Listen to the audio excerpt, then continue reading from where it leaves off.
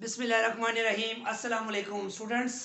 आज हम डिस्कस करेंगे नेक्स्ट टॉपिक इलेक्ट्रोकेमिस्ट्री का। इसके जो प्रीवियस लेक्चर था उसमें हमने इलेक्ट्रोकेमिस्ट्री की डेफिनेशन और उसमें जो ऑक्सीडेशन और रिडक्शन का जो प्रोसेस था उसको हमने डिस्कस किया, उसकी डेफिनेशन को डिस्कस किया।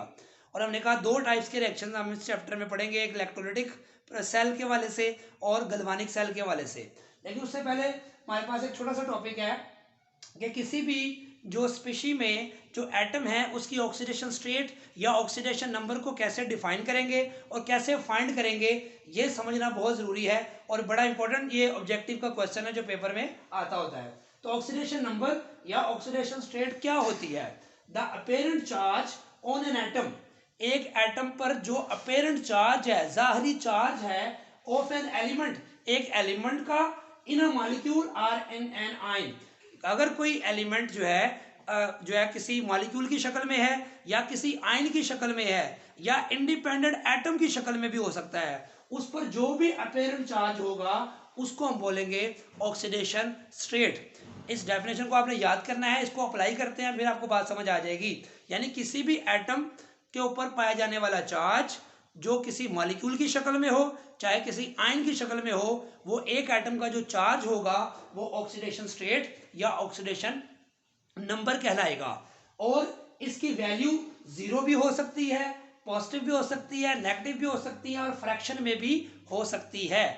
क्लियर है? इसको हम आगे डिस्कस करते हैं। इसके कुछ रूल्स हैं, rules for assigning oxidation number.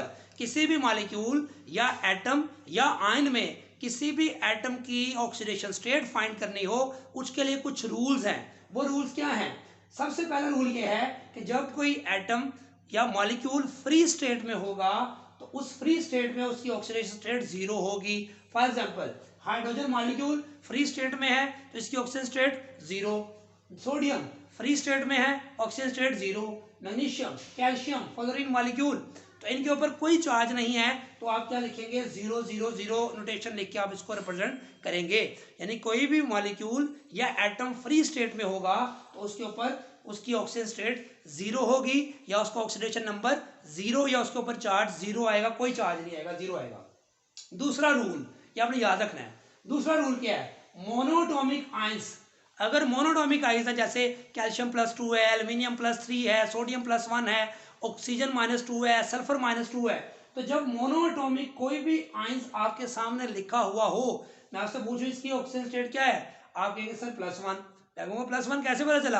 आपने कहेंगे सर जब मोनोटॉमिक स्पीशी हो तो उसके ऊपर जो भी चार्ज लिखा हो वही उसकी ऑक्सीडेशन स्टेट कहलाता है।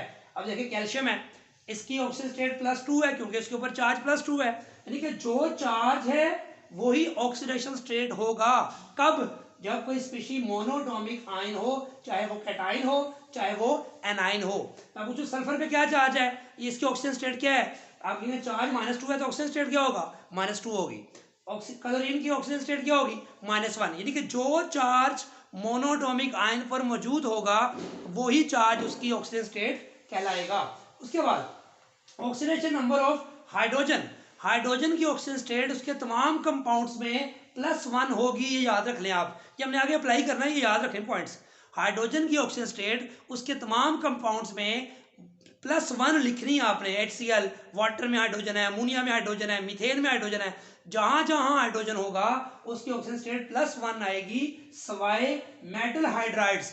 मेटल हाइड्राइड जब हाइड्रोजन सोडियम के साथ, कैल्शियम के साथ, मैग्नीशियम के साथ हाइड्राइड्स बनाएगा तो हाइड्राइड्स में आपके पास हाइड्रोजन की ऑक्सीजन स्टेट -1 आएगी। यहां पे देखिए -1, ये -1 और ये ब्रैकेट में 2 मैंने क्यों लगाया, कौन बताएगा? क्योंकि हाइड्रोजन एक हो तो -1, यहाँ 2 हाइड्रोजन है तो एक पे -1, 2 पे कितना हो जाएगा फिर? 2 × -1।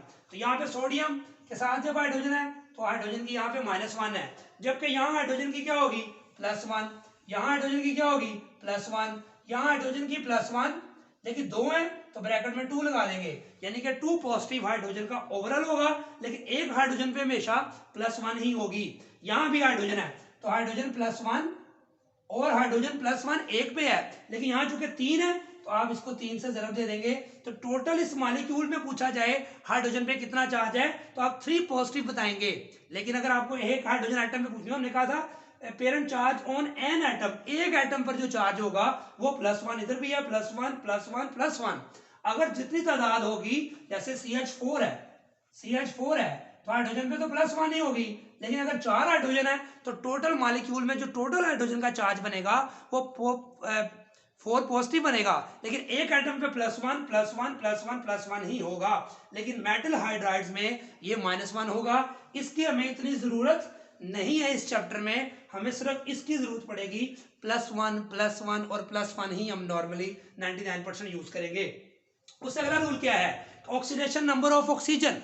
ऑक्सीजन की ऑक्सीडेशन नंबर, जैसे हाइड्रोजन की ऑक्सीडेशन स्टेट आपने हमेशा +1 लिखनी है सिवाय हाइड्राइड्स में, सेम इस तरह ऑक्सीडेशन नंबर ऑफ ऑक्सीजन को याद रख लें, ये हमेशा -2 लिखेंगे आप मोस्ट ऑफ द कंपाउंड्स। कुछ एक्सेप्शन है, उसकी बात अभी करते हैं।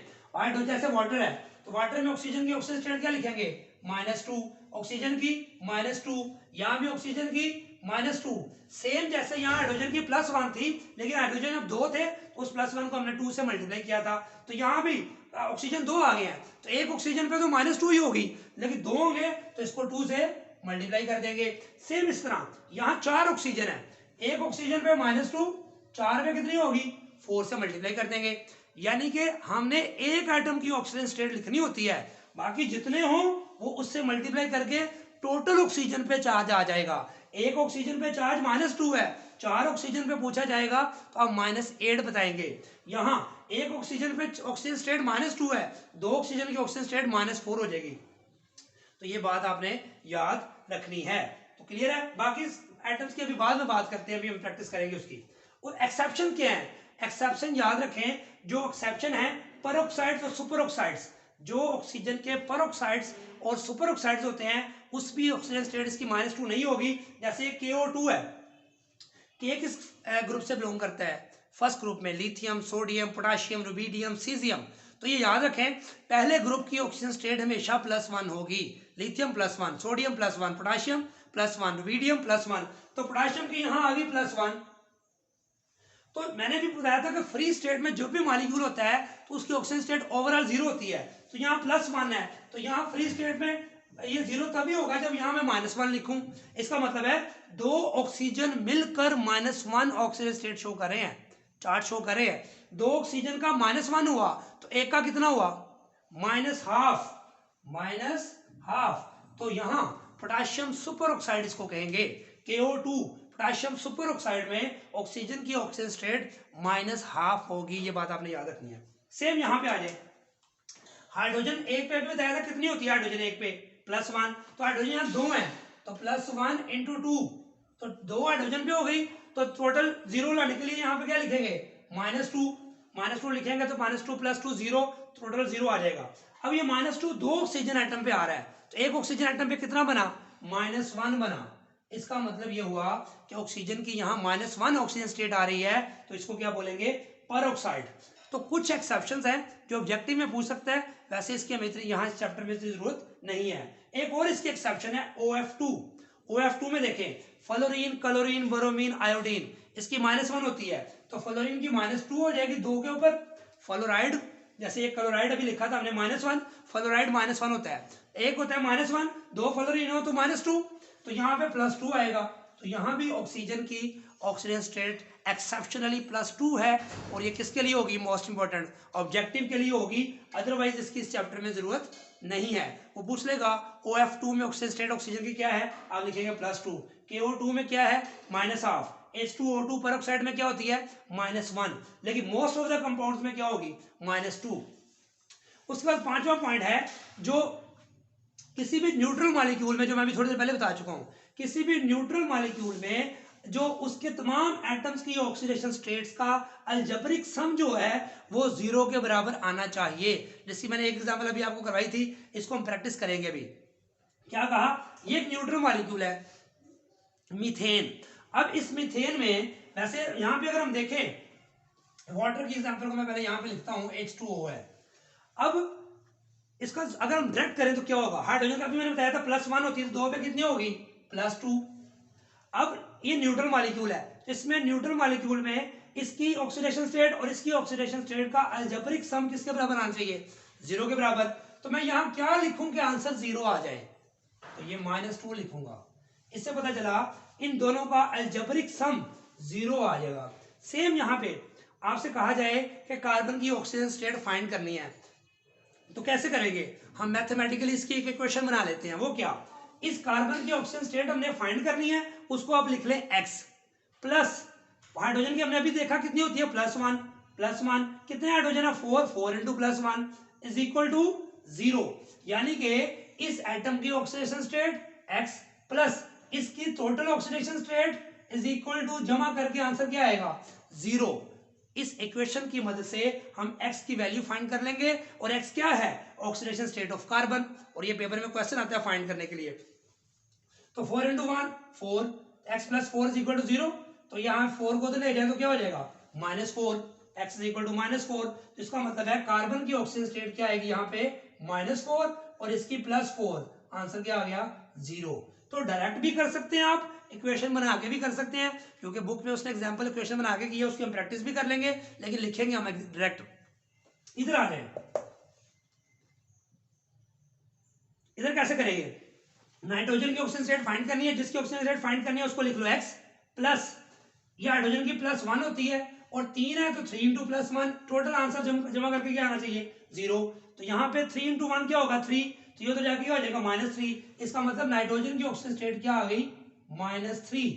और हाइड्रोजन की हम पहले निकाल चुके हैं कितनी है, अब ऐसे भी आप डायरेक्ट करें +3, तो ये हमारे पास ओवरऑल जो है आंसर क्या आ जाएगा, 0 आ जाएगा। अब ये H2SO4 में आपको ऑब्जेक्टिव में क्वेश्चन आ जाता है कि सल्फर की ऑक्सीजन स्टेट फाइंड करनी है। Find the oxygen state of underlined atom. Underlined atom sulphur है, इसकी हमें पता है, इसकी भी पता है, इसकी नहीं पता, इसकी हमें नहीं पता, फाइंड करें। हाइड्रोजन की हमें पता है 1 होती है, +1 इंटू 2 क्योंकि 2 है, प्लस x कहां से आया, x is the oxygen state of sulphur जो कि हमने फाइंड करनी है, प्लस ऑक्सीजन की हमने भी याद किया -2 होती है, -2 कितने एटम है, 4, 4 इंटू -2 कर दें। अब इसको सॉल्व करें इक्वेशन को, सम किसके बराबर आएगा, 0 के। अब देखें +2, 2 इंटू 1 2, प्लस x वैसे आ गया 4 इंटू 2 -8 इक्वल टू 0। अब इसको सॉल्व करें, तो सॉल्व करने से क्या आएगा बताएं, -8 प्लस 2 क्या हो जाएगा, -6, x -6 इक्वल टू 0। ये -6 इधर आके क्या हो जाएगा, +6। तो x की ऑक्सीजन स्टेट क्या आ गई यहाँ पे, +6 आ गई। और क्लियर है, इसको आप डायरेक्ट भी कर सकते हैं। कैसे, आपको पता है हाइड्रोजन की +1 होती है 1 पे, तो 2 पे कितनी होगी, +2। ऑक्सीजन की 1 की -2 होती है, और 4 की कितनी होगी, -8। आपका मैथ अगर अच्छा तो आप डायरेक्ट कर सकते हैं आप। अब यहाँ पे क्या लिखूं कि सबको जमा करके आंसर 0 आ जाए, तो यकीनन ये -8 और +2 क्या बनता है, -6 बनता है। तो यहाँ मैं +6 अगर लिख दूं तो ओवरऑल आंसर 0 आ जाएगा। इसका मतलब यहाँ 6 ही लिखना पड़ेगा, जो कि सल्फर की ऑक्सीजन स्टेट बनती है। कोई मुश्किल बात है इसमें? इसी तरह फर्ज करेंगे क्रोमियम क्लोराइड है, CrCl3, क्रोमियम क्लोराइड है, तो फ्लोरीन क्लोरीन ब्रोमीन की आपको याद है कितनी होती है, -1, 3 है तो कितना होगा, -3, तो यहाँ क्या लिखोगे आंसर 0 हो जाए, +3, तो ये +3 हो जाएगा। तो क्रोमियम क्लोराइड में क्रोमियम की ऑक्सीजन स्टेट क्या आ गई, +3। कोई मुश्किल बात नहीं है। सेम इसी तरह कहता है अगर हमारे पास कोई और मॉलिक्यूल है, फर्ज करें ये आ गया नाइट्रिक एसिड HNO3, इसका मैं आपको डायरेक्ट बता रहा हूँ, क्वेश्चन के जरिए भी कर सकते हैं आप और डायरेक्ट भी कर सकते हैं। कैसे, हाइड्रोजन का भी बताया था कितना होता है, +1, ऑक्सीजन 1 हो तो कितना होता है, -2, ठीक है, और 3 हो तो -6 हो जाएगा। तो यहाँ क्या लिखूं कि आंसर 0 हो जाए, देखिए -6 और +1 क्या बनता है, -5, तो यहाँ पे मैं +5 अगर लिख दूं तो ओवरऑल आंसर 0 के बराबर आ जाएगा। तो डायरेक्ट इसकी ऑक्सीजन स्टेट हमने क्या निकाली, +5। तो इस तरह आप डायरेक्ट भी कर सकते हैं और इक्वेशन बना के भी कर सकते हैं, ये आपके ऊपर डिपेंड करता है। लेकिन आपकी प्रैक्टिस इतनी होनी चाहिए कि आप डायरेक्ट कर सकें, क्योंकि ये पेपर में जब क्वेश्चन आएगा तो आपको डायरेक्ट करना पड़ेगा, क्योंकि इसको हमने आगे बैलेंसिंग में भी अप्लाई करना होता है। तो इस तरह बहुत से मॉलिक्यूल्स की एग्जांपल्स आप जो है वो डायरेक्ट कर सकते हैं, इसको आपने आसानी से कर लेना है। इसी तरह हमारे पास ये है, फर्ज करें CCl4 है, कार्बन टेट्राक्लोराइड, क्लोरीन की -1 है, याद रखनी है, फ्लोरीन क्लोरीन ब्रोमीन -1, तो 4 की कितनी होगी, -4, यहाँ पे क्या लिखूंगा, 0 हो जाए, +4, तो कार्बन की ऑक्सीजन स्टेट यहाँ पे क्या आ जाएगी, +4 आ जाएगी। तो इस तरह ये तो है न्यूट्रल मॉलिक्यूल के वाले से। अगला रूल ये है कि अगर किसी स्पीशी में मतलब कोई स्पीशी आयनिक फॉर्म में है, पॉजिटिव या नेगेटिव, तो फिर उनकी तमाम ऑक्सीजन स्टेट का जो सम है वो 0 के बराबर नहीं लेके आना, बल्कि उसके ऊपर जो चार्ज मौजूद है उसके बराबर लेके आना है। फॉर एग्जांपल ये सल्फेट है, यहाँ मैंने सल्फर की ऑक्सीजन स्टेट फाइंड करनी है, तो पहले सल्फर की जगह आप लिख लें x और ऑक्सीजन के लिखेंगे -2, ऑक्सीजन का 4 है तो 4 × -2 इज इक्वल टू 0 लिखते थे ना जब न्यूट्रल स्पीशी थी, अब ऊपर -2 है तो ये आंसर -2 के बराबर लिख देना है। यानी कि जब कोई आयन हो उसमें किसी एटम की ऑक्सीजन स्टेट फाइंड करनी हो तो उसमें इक्वेशन बनाकर इक्वल जो लिखना है वो 0 नहीं लिखना, यानी कि algebraic sum of these all atoms जो है वो 0 के बराबर नहीं लिखना, बल्कि जो उस आयन के ऊपर चार्ज है उसके बराबर लिखना है। तो -2 है, तो सॉल्व करें, ये +-4 to the 8 -8 और इधर -2 है, तो ये -8 हो जाके +8 हो जाएगा, +8 में से -2 करेंगे तो आंसर क्या है +6। इसका मतलब ये होगा सल्फर की ऑक्सीजन स्टेट क्या आएगी +6। इसी तरह कोई भी स्पीशी आपको मिल जाए उसकी आप ऑक्सीजन स्टेट आसानी से फाइंड कर सकते हैं। फॉर एग्जांपल यहाँ पे हमारे पास ये कोई कंपाउंड है KMnO4, पोटेशियम पर मैंगनेट कोई मॉलिक्यूल है, इसकी ऑक्सीजन स्टेट फाइंड करनी है। तो याद रखें लिथियम सोडियम पोटेशियम, मैंने कहा था फर्स्ट ग्रुप के एलिमेंट्स की ऑक्सीजन स्टेट क्या होगी +1, ऑक्सीजन की -2 होती है, 4 पे कितनी होगी -8, तो यहाँ पे मैंगनीज पे बताएं क्या लिखूं कि आंसर 0 आ जाए। देखिए -8 और +1 क्या बनता है -7, तो यहाँ पे मैं +7 अगर लिख दूं तो मैंगनीज की ऑक्सीजन स्टेट आ जाएगी +7, इसमें कोई मुश्किल बात नहीं है। इसी तरह अगर मैं यहाँ पर एक और एग्जांपल लूं बड़ी इंपॉर्टेंट, पोटेशियम डाइक्रोमेट K2Cr2O7, अगर ये है पोटेशियम डाइक्रोमेट, अभी मैंने बताया था पोटेशियम में है तो +1, 2 पोटेशियम होंगे तो क्या होगी +2, एक ऑक्सीजन पे -2 है, 7 पे कितनी होगी -14, अब -14 में +2 करो तो कितना बना +12, तो यहाँ मैं -12 अगर लिख दूं तो ओवरऑल आंसर 0 के बराबर आ जाएगा। इसको आप इस इक्वेशन की फॉर्म में भी कर सकते हैं, लेकिन मैंने इसको डायरेक्ट किया है। अब ये जो -12 आया है कितने क्रोमियम के ऊपर आया है 2 क्रोमियम के ऊपर आया है, तो अगर 1 क्रोमियम के ऊपर निकालना है तो वो क्या हो जाएगा -6, इसको ऐसे लिख सकते हैं 2 × -6, ये -12 बन जाएगा। यानी कि जब कोई 2 एटम इकट्ठे आ जाए साथ तो इसका मतलब है जो ओवरऑल चार्ज आएगा उसको फिर जितनी तादाद हो उससे डिवाइड कर दें, तो एक एटम के ऊपर चार्ज हमने निकालना है, क्योंकि एक एटम के ऊपर जो चार्ज होगा उसको ऑक्सीडेशन स्टेट यहाँ पे हम कहते हैं। तो यहाँ पे -6 आ जाएगा एक क्रोमियम के ऊपर। तो ये जो हमने डिस्कस किया डिफरेंट प्रैक्टिस है, एक्सरसाइज में जब आप देखेंगे तो आपको बहुत सी एग्जांपल वहां पे मिल जाएंगी। यहाँ पे अगर देखें फर्ज करें C6H12O6, ये ग्लूकोज है, इसमें आप मैं कहता हूँ कार्बन की ऑक्सीजन स्टेट फाइंड करें, तो क्या करेंगे पहले हाइड्रोजन के लिखें +1 है तो 12 में कितनी होगी +12, ऑक्सीजन 1 पे -2, 6 पे कितनी होगी -12, +12 -12 करें तो आंसर क्या आया 0, तो इसका मतलब कार्बन की ऑक्सीजन स्टेट यहाँ पे क्या होगी 0। ये बड़ी इंपॉर्टेंट बात याद रखनी है। इसी तरह C12H22O11 सुक्रोज में कार्बन की ऑक्सीजन स्टेट निकाले, हाइड्रोजन का 22 +1 है तो 22 × +1 +22, ऑक्सीजन -2, 11 से मल्टीप्लाई करें -22 +22 -22, इसका मतलब कार्बन में ऑक्सीजन स्टेट क्या आएगा 0। तो इस तरह कोई भी मॉलिक्यूल आपके सामने आ जाए, ये सोडियम हाइड्रोक्साइड है, फर्ज करें ऑक्सीजन की फाइंड करनी है, सोडियम का +1 हाइड्रोजन का +1, 2 +1 क्यों हो गए, तो यहाँ क्या लिखूंगा 0 हो जाए -2। इस तरह कोई भी मॉलिक्यूल या कोई स्पीशी आपको दे दे और उसमें आपने ऑक्सीजन स्टेट फाइंड करनी हो, आपने ये रूल्स जो आपको बताए हैं वो आपने याद रखने हैं। तो आपको इक्वेशन की फॉर्म में भी समझा दिया और उसके अलावा एक्सरसाइज में कुछ क्वेश्चंस हैं वो आपने सॉल्व करने हैं, वो उसमें कोई प्रॉब्लम इंशाल्लाह ताला आपको नहीं होगी, इक्वेशन बना के करेंगे कोई प्रॉब्लम नहीं है। अगर कहीं ट्वाइस आ जाता है, जिस तरह यहाँ पे हमारे पास है हम लिखते हैं जी कैल्शियम हाइड्रोक्साइड है, ट्वाइस आ जाए तो ज़ाहिर है ऑक्सीजन को आप 2 दफ़ा काउंट करेंगे, हाइड्रोजन को भी 2 दफ़ा काउंट करेंगे, तो ये आप प्रैक्टिस करेंगे तो आपसे हो जाएगा, कोई इसमें मुश्किल बात नहीं है। कैल्शियम फास्फेट में फास्फोरस की आपने फाइंड करनी है, तो इस तरह आपको कोई प्रॉब्लम नहीं होगी। आखिरी पॉइंट इसमें यह है कि अगर 2 एटम्स, ये हमने पढ़े ना पॉइंट यहाँ पे 6 पॉइंट तक, 7वां पॉइंट ये है कि अगर दो एटम्स आपस में अटैच हैं कोवलेंटली बॉन्डेड, तो किस पे नेगेटिव चार्ज आएगा किस पे पॉजिटिव, ये डिपेंड करता है किसकी इलेक्ट्रोनेगेटिविटी ज्यादा है, किसकी इलेक्ट्रोनेगेटिविटी ज्यादा है। फॉर एग्जांपल हमारे पास मैं दो मॉलिक्यूल्स लिखता हूं आपके सामने, CCl4 और CH4। अब यहाँ कार्बन क्लोरीन से अटैच है, क्लोरीन की इलेक्ट्रोनेगेटिविटी ज्यादा है तो इसका -4 होगा और इसमें +4 आ जाएगा। यहाँ हाइड्रोजन है तो हाइड्रोजन पे +4 है और यहाँ -4, तो एक ही एटम यहाँ +4 शो कर रहा है, कार्बन यहाँ पे -4 शो कर रहा है। वजह क्या है कि इसके साथ वाला एटम हाई इलेक्ट्रोनेगेटिव है, उस पर नेगेटिव आना है, इसमें पॉजिटिव आना है। इस पे ये जो है लेस इलेक्ट्रोनेगेटिव है, इसमें पॉजिटिव आएगा, इस पे नेगेटिव आएगा। यानी कि आप ये भी तो कह सकते हैं सर ये दोनों पे एक जैसा चार्ज है तो हम इधर -4 लिख दें, इधर +4 लिख दें। तो हमने इस बात का ख्याल रखना है जो हाई इलेक्ट्रोनेगेटिव एटम होगा उस पे नेगेटिव वाला पोर्शन आएगा और जो लेस इलेक्ट्रोनेगेटिव है उस पे पॉजिटिव वाला पोर्शन आएगा। इसकी आपने प्रैक्टिस करनी है इन रूल्स को सामने रखते हुए, तो आपकी सारी एग्जांपल सॉल्व हो जाएंगी। जो प्रॉब्लम होगी आपने जो है वो कमेंट सेक्शन में क्वेश्चन करना है, तो इंशाल्लाह ताला उसका आपको आंसर मिल जाएगा। दुआओं में याद रखें। अल्लाह हाफिज़।